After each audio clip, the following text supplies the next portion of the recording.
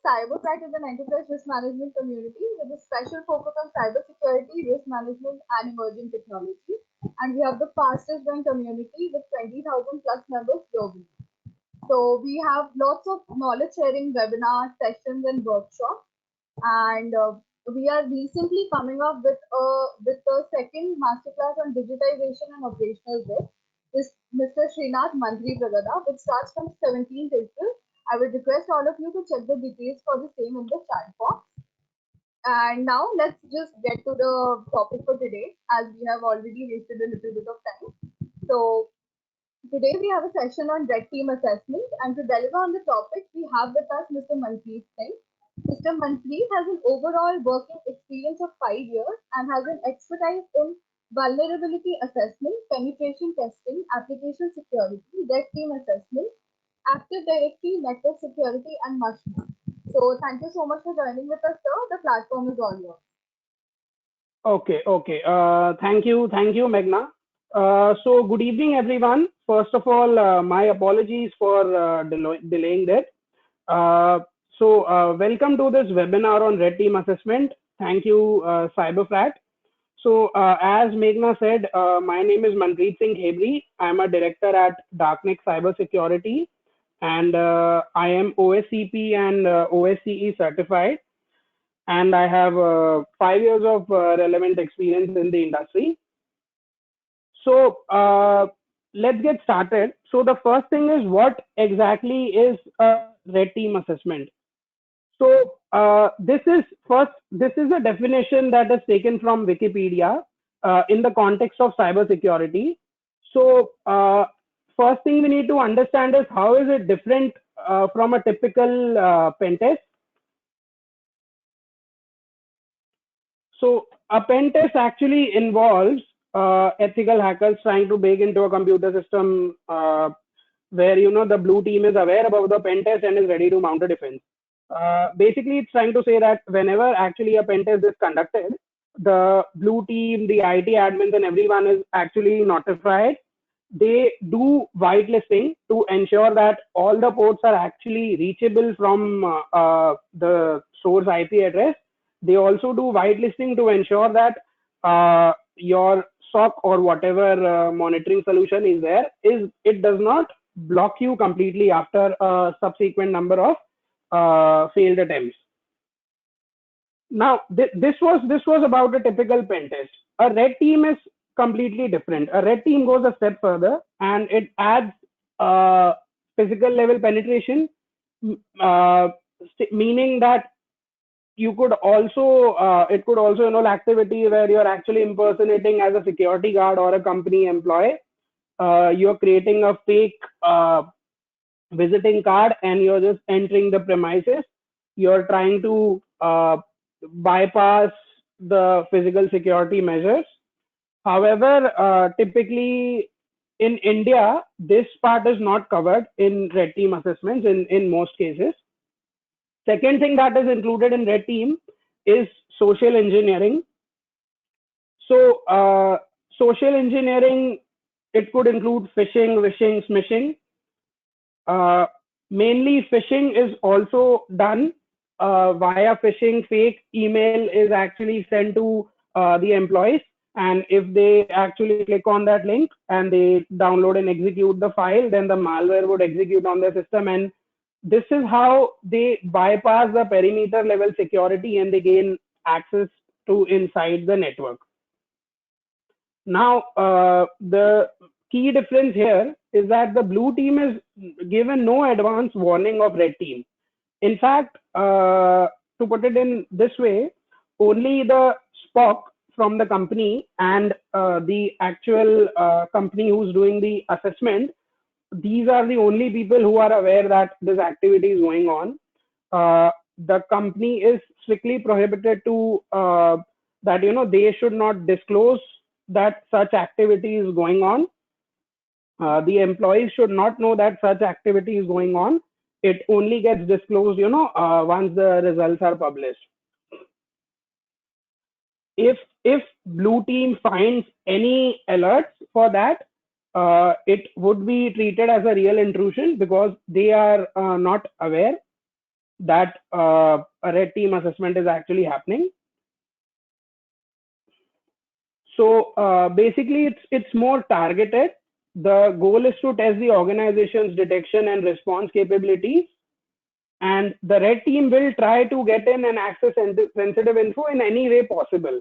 So here they are not restricted to only exploiting vulnerabilities, running VAPT scans, gaining access to environment. No, they can do anything. They can build specialized malware. They can deploy it. They can create fake links. They can even, in some cases, if physical test cases are allowed, they can even drop USBs outside the premises, uh, like a rubber ducky, which is a device, if you connect it, it would execute commands on your system. It would impersonate your system as if it's a keyboard, and it would execute commands, and it would give a reverse shell to the attacker. Basically, a request to the attacker via which he can control the victim's system. So VAPT is not just red team. When you say that it's a red team because they find vulnerabilities and they exploit it, so it's certainly not a red team. Red team is much more than traditional VAPT and application security. So another thing which I just wanted to clear out in this webinar is that when about the scope of red team. So when you say that you want to get red team assessment done, what exactly does that mean? So in a red team, the name of the client is the only thing that is provided.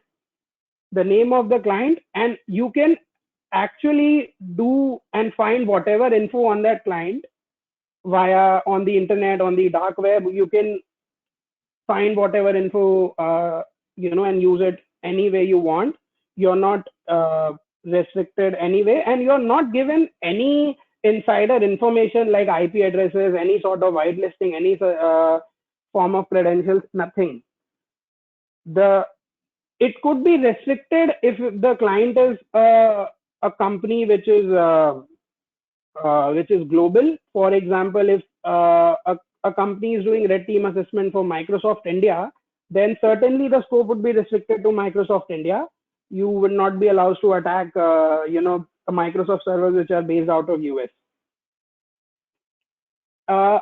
And typically, so if you understand this, red team is something that can be done like indefinitely.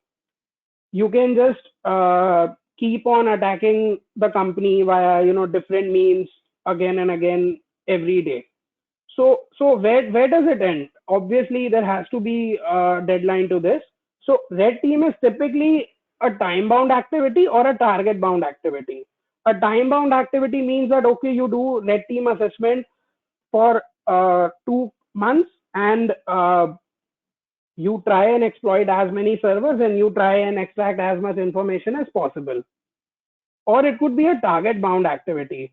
For example, if it's a company that has PII, which is personal information about users like Aadhaar data and passport numbers, SSNs, etc., then the scope could also be that okay, you can actually do this. You have time till maximum till 6 months, but you need to gain access to the database server which contains the personal identifiable information. Generally, the final target is to obtain access to domain administrator and to obtain access to as many systems as possible so that all those can be fixed. In terms of testing, there are different test cases. Like for example, if there are some weak passwords, now these weak passwords might not come in your typical VAPT test case, but in case of red team, it will, because you're supposed to run all those kind of brute force and other attempts. If you find any kind of credential disclosure, you're also supposed to retry those credentials on different server, different user accounts, etc.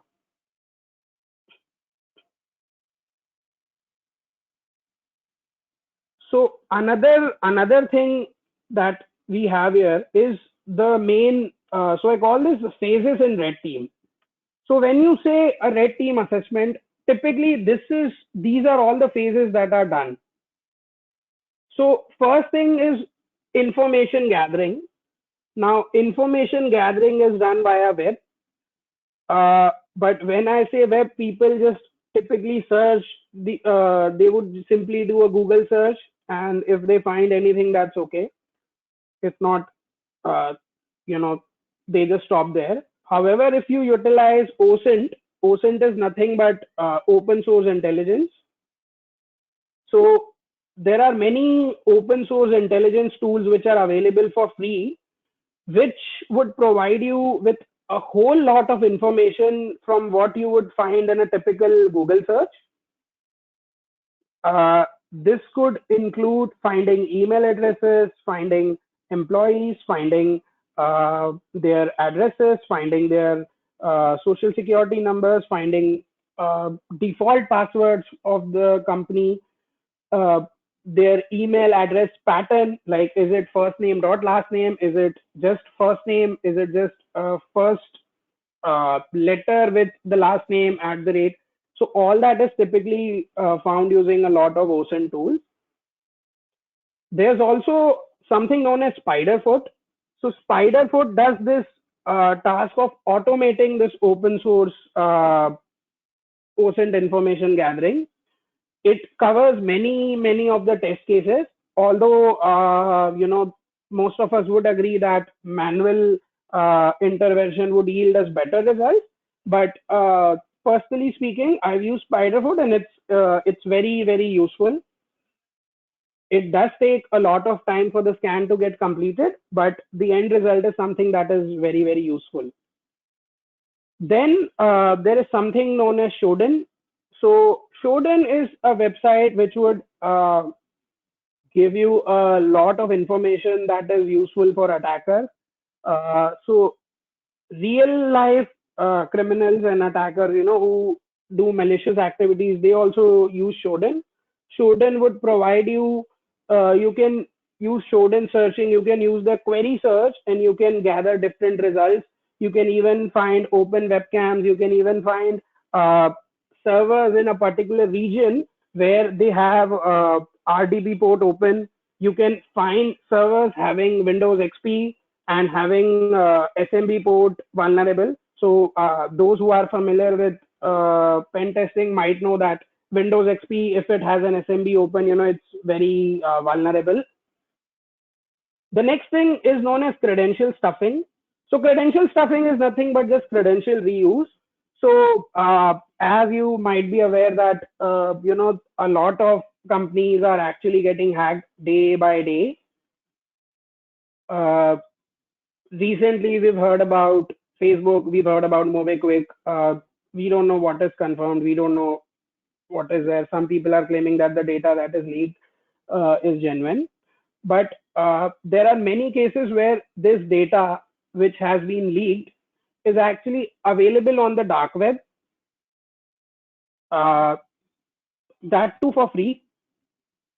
For example, Ashley Madison was hacked, Zomato was hacked. Comparing to something that we use, Shadi.com was hacked, Ixigo was hacked, and 000 web host was hacked. So all these websites contain real credentials.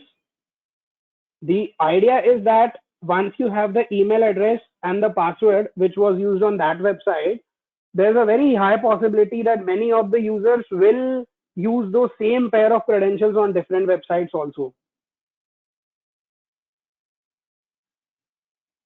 So what you need to do here is you just need to download these databases. You just need to search via the domain name, which is the actual client which you're targeting, and you need to find any of the leaked credentials which are there. Then we have on the antivirus evasion part. So as I said that in order to gain access to the environment internals infrastructure, you need to ensure that the victim actually clicks on the link which you've sent, and your target malware actually executes. But the thing is that most of these systems actually have antivirus installed. So what needs to be done here is that first, as part of OSINT, you need to look at all the job postings which are there for that company, and you need to identify that what is the solution for which they are hiring. For example, if they are hiring for Symantec, then you can assume that the system which you're targeting will also have Symantec, and then you actually need to bypass your malware. You need to build your malware in such a way that it bypasses at least that antivirus, which you're targeting. It's very difficult to bypass all of those, but you can do some sort of obfuscation and you can test it on no distribute. Now, there are three main key components here which are required, which you need to play with in order to bypass antivirus. First is your PowerShell scripts. For example, something known as Mimikatz, which extracts passwords from memory. Then there is a script which does Kerberos attack, which we would see in the demo later on, and etc. So these two PowerShell scripts, if you just scan with any antivirus by default, it would block it. In fact, it would not even allow you to download that. So PowerShell scripts can be obfuscated.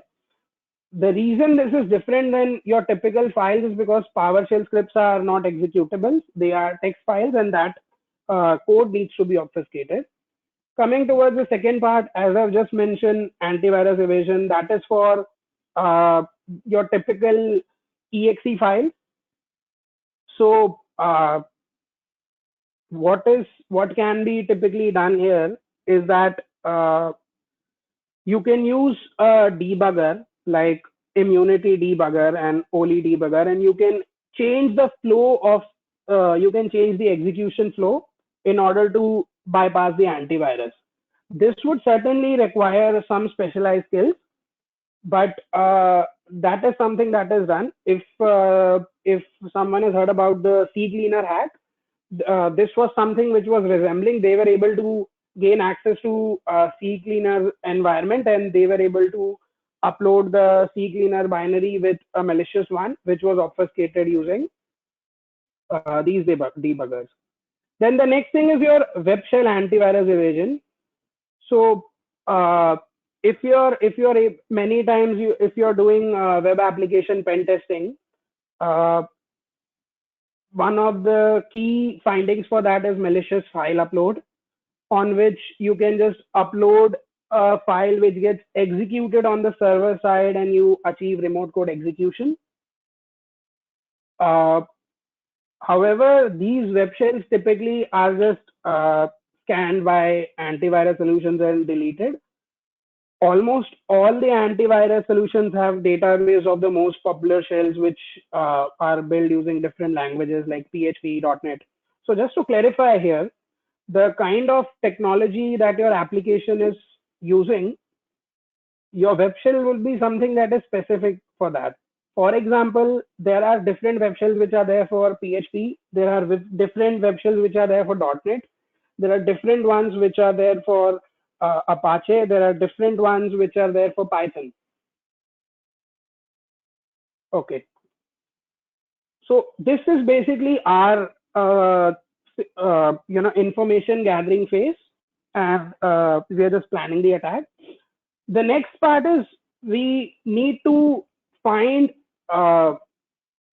different subdomains, and we need to find different applications which are hosted, and your general web application findings like SQL injection, remote code execution, all that needs to be tested on those portals. If there is a login form, you have to do brute force and you have to try to bypass authentication.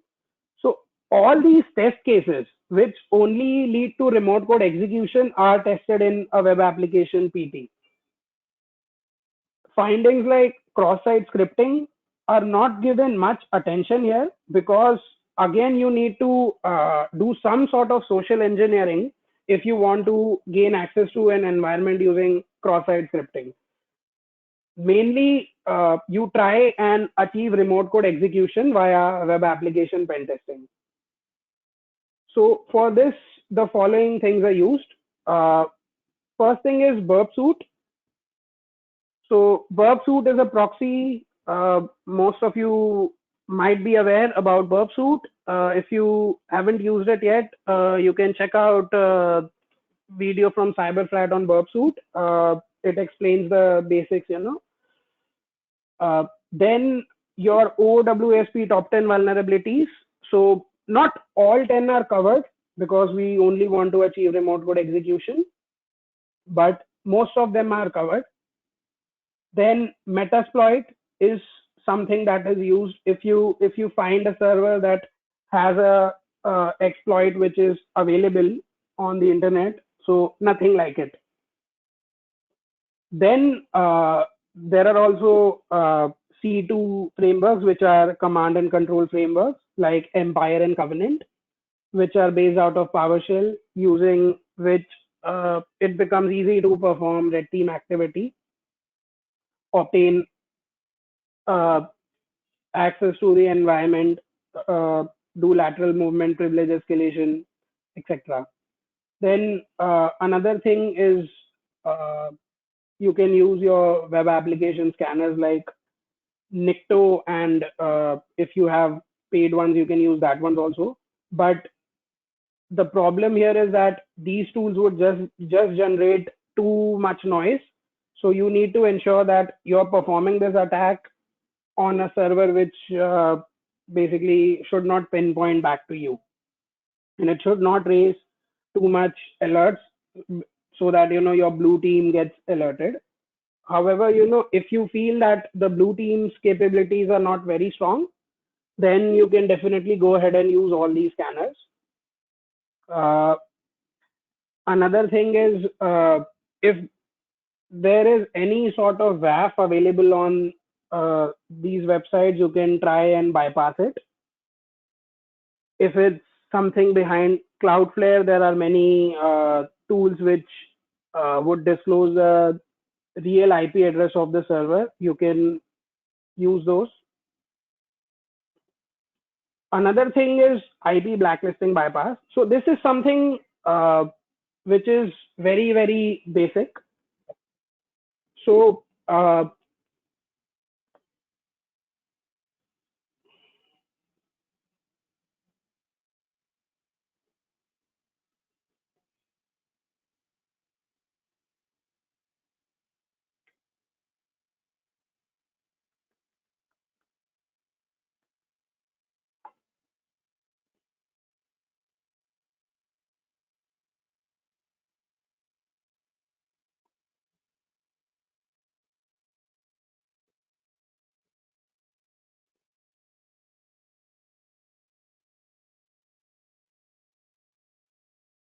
yeah, so so normally when you suppose if you're doing an activity and if you're performing any sort of brute force attack, typically you will get blocked either by your ISP or you will get blocked by the blue team itself. So in that case, what you need to do is you simply need to unplug your Wi-Fi router and you just need to connect it again. In most cases where you do not have a static IP, you will get a new public IP address and you can actually resume the attack from there itself.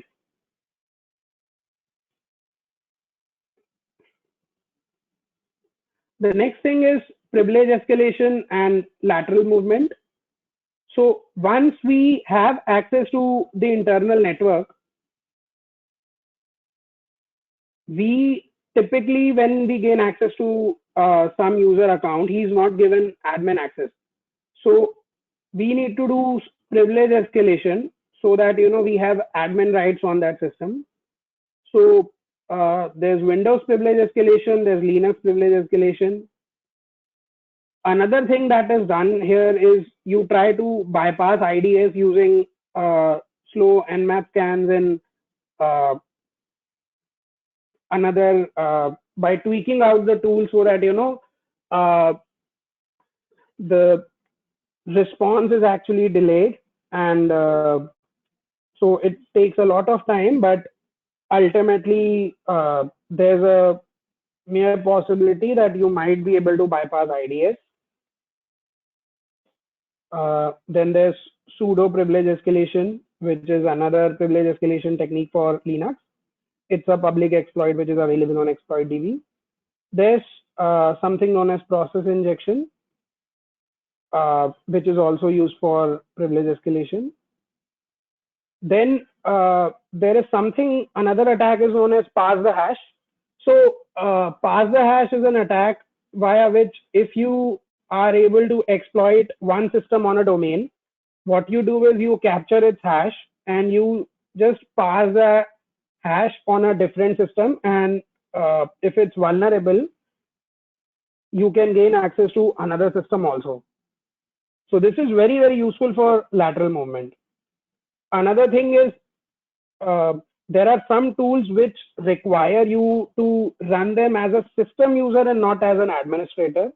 Yes, there's a difference between these two. So PSExec can be used for that. For example, Mimikatz, it runs properly if you run it as system. If you run it as admin, in my case, I was not able to get results. So I ran PSExec and I upgraded my shell to system, and then it ran successfully. Then another tool is called Responder. So what Responder would do is, suppose you have access to a company's network, you can run Responder, and Responder would actually capture NTLM hashes within the network.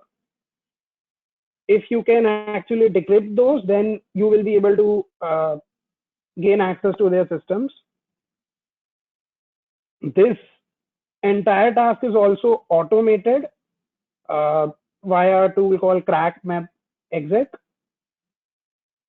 Then another thing which can be done, so suppose if you have access to a system, you can dump all those passwords for Wi-Fi access points which are stored in the system. They are stored within the system in plain text, and you can easily extract them using PowerShell queries. And you can try these passwords on another applications and servers. The next step which is done is, suppose you have admin access, you were able to spread laterally on multiple systems. What you need to do is, this stage is known as persistency. So stage 3 and 4 keep on happening back and forth. Persistency means that once you have access to the system, you must ensure that, suppose you lose your connection, for example, someone just reboots their system, or if there is a network failure temporarily, you should be able to gain access to that system again. So for that, there are different techniques like schedule tasks. There are different, you can upload different malware. You can upload, different scripts which keep on running after a certain time. In case of Linux, these are cron jobs, so that you ensure that even if it disconnects, you get a connect back after a stipulated amount of time, be it a day, be it an hour, something like that. Then you can also do port forwarding, both local and remote. So this is done because many times you have access to the system, you will not have full GUI access, right? You would only have access, all you would see is a simple command prompt. But if you can actually port forward, then you would be able to access those web portals which the victim can access via your system on which from which you're performing the attack. So the next stage is exfiltration. Exfiltration basically means to extract the data.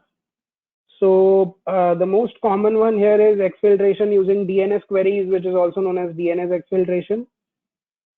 This can be used to do file transfers via DNS so that it's able to bypass traditional firewalls. The next gen firewalls would be able to definitely detect this kind of activity. However, in old cases, it was able to bypass all that. Then there is also something known as WMI. So WMI is a Windows utility. It would give you many features using which you can attack. Now the next thing is removing footprint. So this is very important because as I said that this attack would run for a very long period of time. So you must ensure that you're not leaving a footprint. You need to remove, delete the logs. You need to, if you've created any rogue user accounts initially, it's much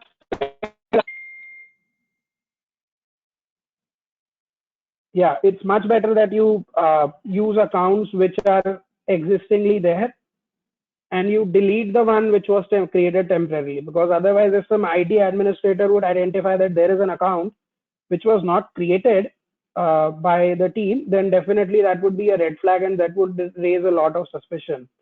But if you were able to identify an account which was there, if you feel that it was unused, if you were able to change its password or obtain its password, then it's much better to actually use that account.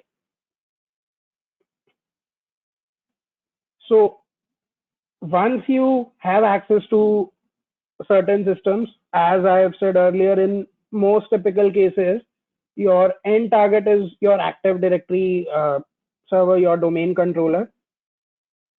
So for that, there are different techniques which are there. So there is one tool called Bloodhound. Bloodhound uses graph theory. So as you know that in a secure network architecture, an average employee would not be able to access the most critical servers.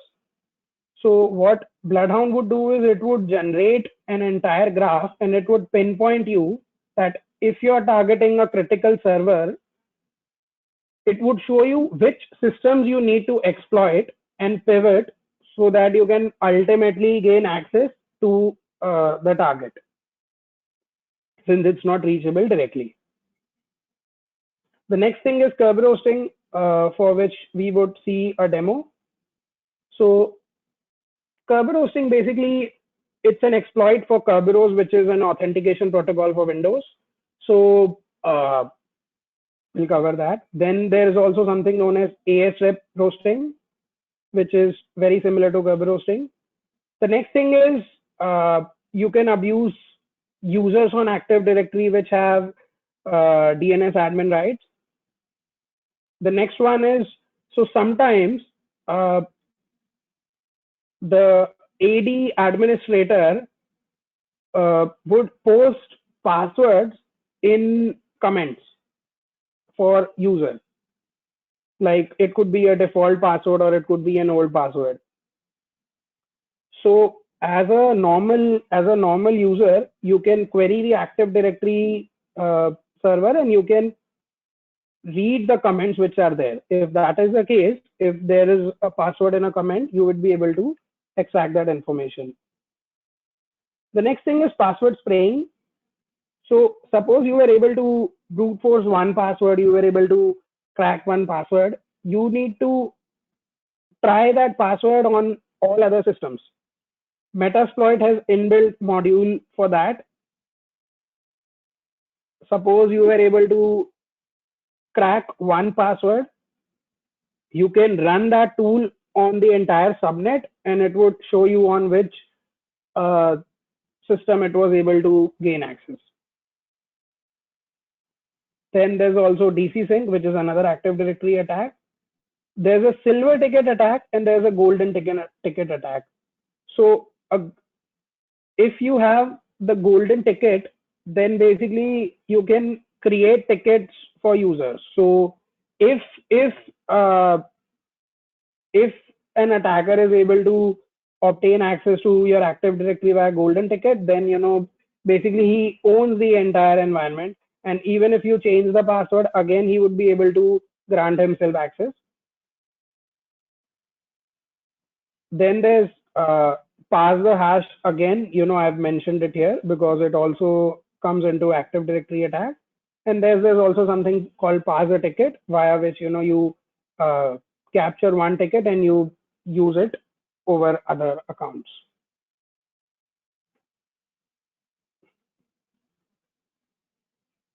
So now we would see a demo on Kerberos hosting. So Kerberos hosting is used by attackers once they are established inside a network and they've begun reconnaissance for lateral movement. This technique allows the attackers as valid domain users to request Kerberos service tickets for any service, capture the ticket granting service from memory, and then attempt to crack the ticket using a variety of password cracking tools, which you already know, Hashcat, John the Ripper. So basically, the way you perform this attack is that you just need to execute a script which would capture these tickets for service account, and you can crack these tickets using Hashcat. I use Hashcat, and you would be able to uh, uh, obtain the password. After that, if that service account has access to systems, for example, typically Exchange server is also has service account tickets. If that is the case, you can use that to log in anywhere because your Exchange server is a domain admin. If not, if you feel that you're not able to log in, then you can use that for another attacks, or you can also use that password for, as I said, password spraying, which means trying that password on different systems.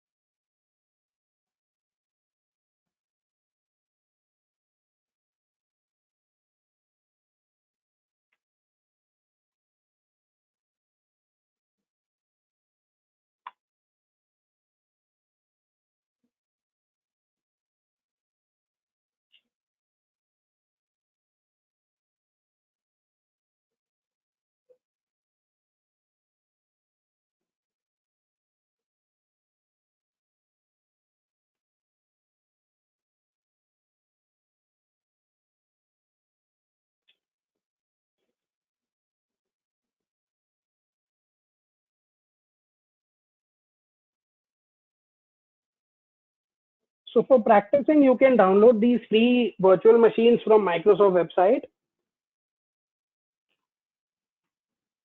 which is free of charge, and it's also legal to use.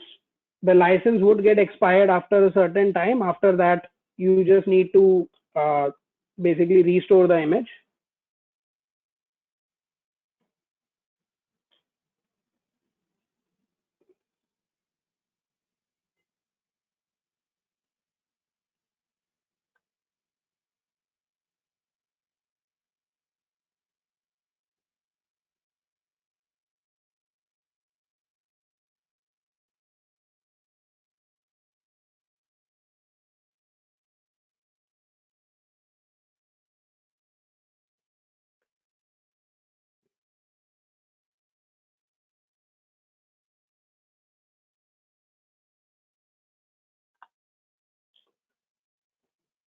So suppose we have access to a company's internal environment, and this is the user on which we have access. So let's just do a who am I. We see that this user is part of the domain Kheberi, which is a domain here. If I run the command net session, I get access is denied. So this command actually has some other utility, but it can be used to identify if you are an administrator or not. So if you get access is denied, which means you're not an administrator. Now I would run Kerberos hosting on the domain. For that, I need PowerShell. So I just need to run PowerShell with execution policy bypass.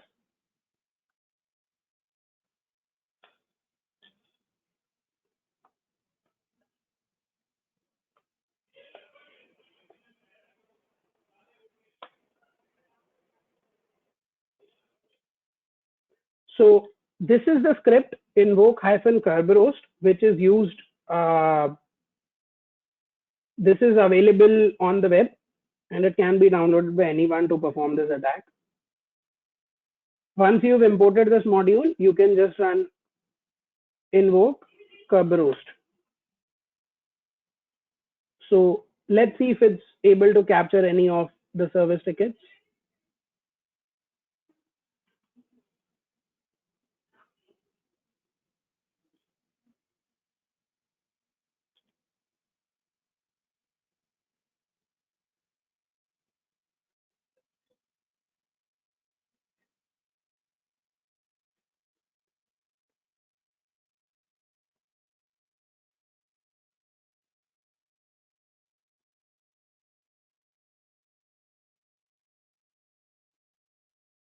Yeah.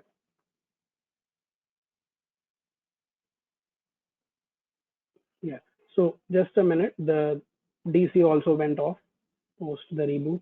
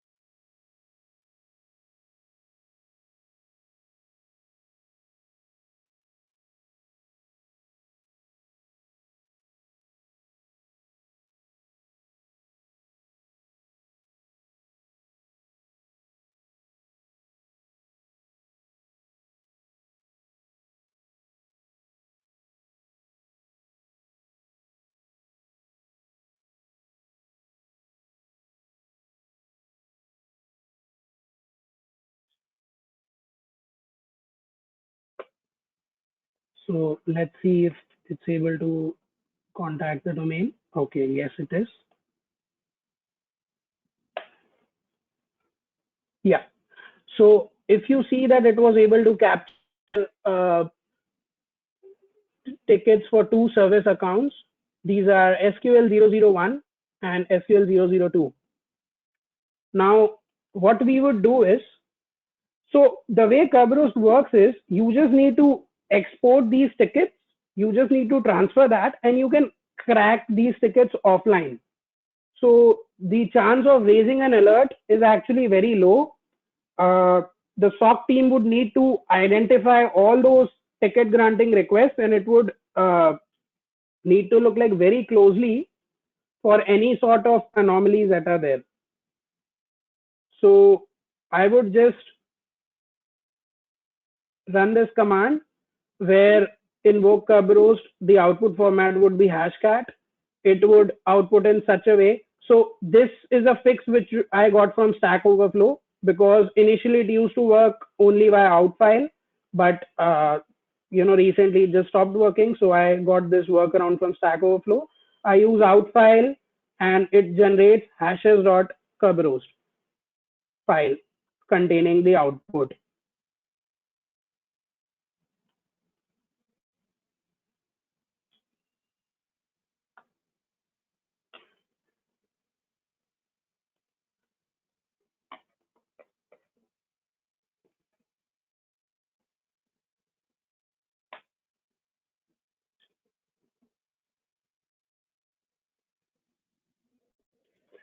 So if you see, it has generated a file cyberfrat.kubroast.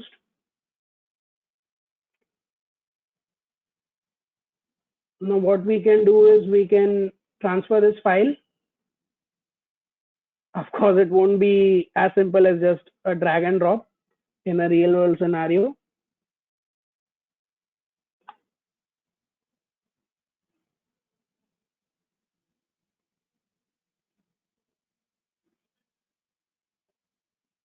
So now I have this file on my main system.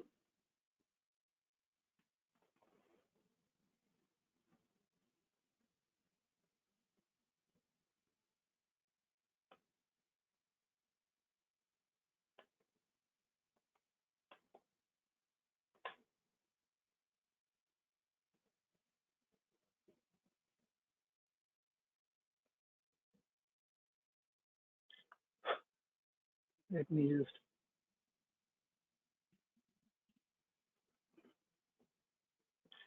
yeah. So I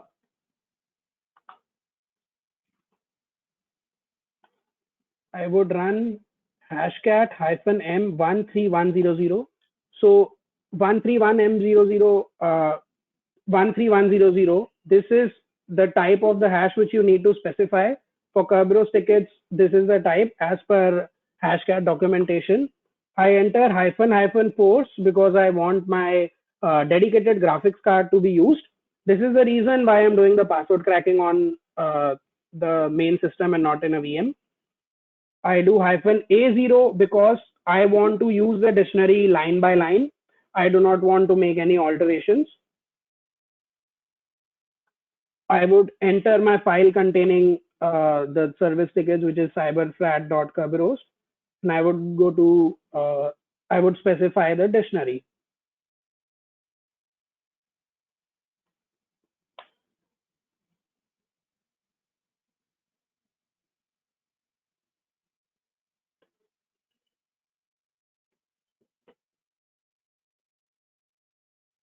So Hashcat is running now. If you see, this is the cracking that is happening in real time. It shows that it was able to identify there are two hashes. It's running. And let's see if it's able to decrypt any of the passwords. There are two service tickets. If it does, let's see how much time does it take.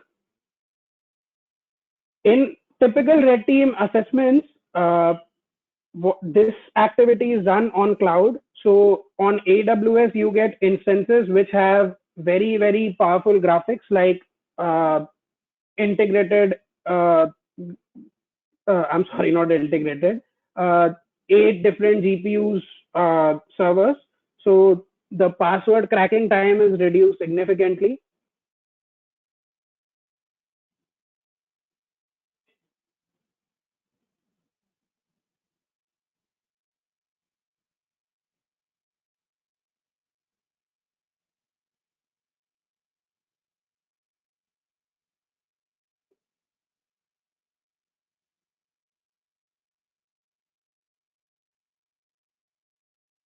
Uh, Meghna, this will take around 5 minutes or maybe more, I think. So till that time, I feel it's better if you step in so that we can save some time. Okay, sure, sure. So actually, we have an announcement to make, and once we are done with the presentation, we can start with the question answer round. But before that, I would like to announce that because as many of y'all have demanded for a red team assessment training, we have come up with a 40 hours hands-on full practical course on red teaming Over a span of 5 weeks, you will be learning about variety of techniques which are covered during a red team assessment. It is going to start on 24th April 2021 and will go on till 23rd May 2021. And it will take place on all the weekends from 10 a.m. to 2 p.m. And if you register today, you will get a 10% early bird discount. You will find all the details regarding the same in the chat box. So that was the announcement. I hope all of you all can find all the links perfectly. If there is anyone who cannot see the link, please let me know and I will post it in the chat box, question box as well. Over to you, sir. Okay, thank you. And that 5 week session would include all these techniques and phases which are covered here. So week 1 would be OSINT and antivirus evasion. We would also be including the detection and avoidance in each of this part. Moreover, everything would be simulated in virtual machines, and these virtual machines, as I said, you can download free from Microsoft. So we would be providing those VMs also, so that since this session would be done remotely, while all those actions would be performed here, you will also be given those VMs before each week, so that you can also load those VMs and you can practice those techniques in the time being. You can ask questions, and I would show you the technique, and then we would halt for a few minutes so that you can replicate whatever is taught in the lab. The lab would also comprise of an Active Directory server, and it would also you would also be given with all those free tools which are used in the lab.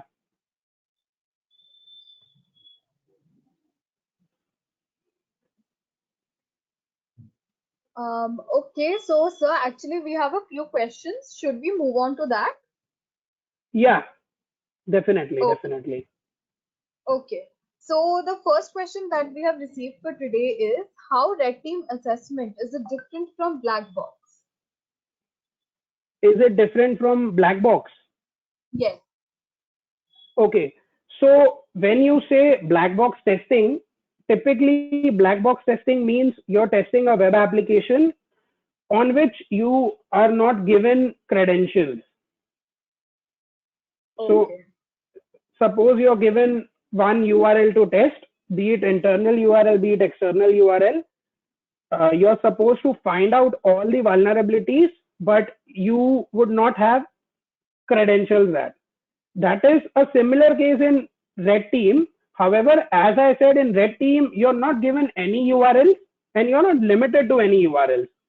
So clients would typically, they would come and they would say that I need to get red team assessment done on these 5 URLs. I need to get red team assessment done on these 20 IP addresses. So, that is incorrect. These two are completely different techniques. If you talk about web application testing, there are, there's gray box, black box, and white box. White box is where you've given access to the source code. So either you're doing a code review or you're doing a web application testing and you have the source code. Gray box is where you don't have the source code but you have credentials. And black box is where you are not given any credentials and neither the source code. But your scope is very, very, very specific, that you are only supposed to test that application. You're supposed to find all the vulnerabilities.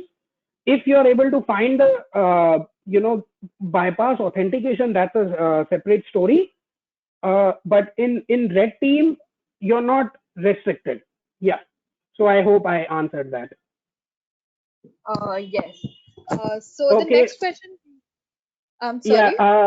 sorry. So this cracking thing is complete. This Sure, is sure. what I wanted to show. So the 2 passwords are cracked. The first one is password with 0 and exclamation mark in the end. Now, this is a 9-letter password. Okay, this definitely is there in almost all the dictionaries. But if you look here, welcome @123. So this is a password which is very, very commonly used, especially in India. I can consider this as a fairly complex because it does contain special character and numbers. This is of 11 digits, which is not small. So more or less every website would allow you. Now, I was able to use this advanced dictionary, which is a dictionary of leaked passwords. So all those passwords which are leaked on the web, a dictionary was created, and that was used here to crack all these passwords. So, at the end of the training, the 5 week training, attendees would also be provided with this dictionary. Yeah. So that's all what I wanted to say. You can move on to the next question. Okay, sir. Okay, so the next question we have received is, how effective is red team assessment for a client with a domain being cloud-based? So it's equally effective if you are hosted on a cloud or if you're having a setup which is on-prem, because ultimately the techniques would be similar. For example, if you have a VPC in AWS where there are your servers, you have your AD, and you have your different systems. So it would be similar to that. So yes, it is very effective. It does get a bit complex because it's very, very difficult to identify that. Suppose you have access to the internal environment. If they are hosted on cloud, if I don't know that, okay, these are the cloud servers which they have, I would not be able to identify them via information gathering phase. But on the other hand, while doing open source intelligence, cloud servers are easy to find because they are exposed. One very common example is if a server is hosted on cloud, some people keep remote desktop services enabled, that too publicly. So the only restriction that is there is the password. Whereas if it's on-prem, then that server is only exposed internally. So that is how there are some key differences in the methodology, but I feel it's equally effective for both. And I feel that red team assessment needs to be done, irrespective of if you have the infrastructure or not, and if you have a SOC or no. Because I feel VAPT is not sufficient. All these advanced attacks are only covered typically in a red team engagement.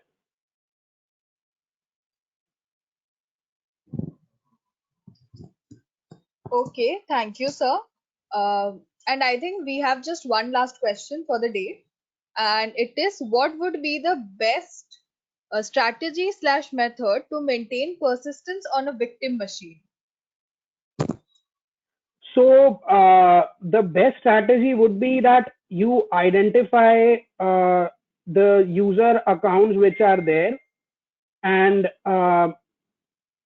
if somehow you are able to gain access to an account without changing its password, then that would be the best strategy. So moreover, what you can do is, if you have the ability that you can modify their credentials. So for example, suppose that I gained access to an environment via a user which had limited rights, and I was able to obtain access to the domain controller. What I can do is, via the domain controller, I can make the user 001 as admin. So if you do a user access review, then it would come that, okay, why is this an admin? But if you look at the users, there is no other malicious user created. So I feel this is the best strategy, that if you're able to modify an existing user's permission, so that using that you can even log into other systems. If you've given him access as admin, then you can do whatever you want with that user. Yeah. Okay. Okay, so I would like to thank you, sir, for joining with us. It was very thoughtful of you to answer all the questions, and we are looking forward to the training session, of course. And once again, thank you so much for joining with us. Okay, thank you everyone. I hope this session was informative to you. I'll see you at the training. I promise that it would teach each and everyone a lot, and I am looking forward to see you again. And regardless to say, in these times, stay safe. Yeah, thank you. Yes, and to all my attendees, thank you so much for joining. We are very grateful to you for that. And we have put down the links for the digitization and operational risk masterclass as well as the red team assessment training in the chat box. Please do copy the links. And thank you so much for joining once again. We'll see you in the next year Thursday session.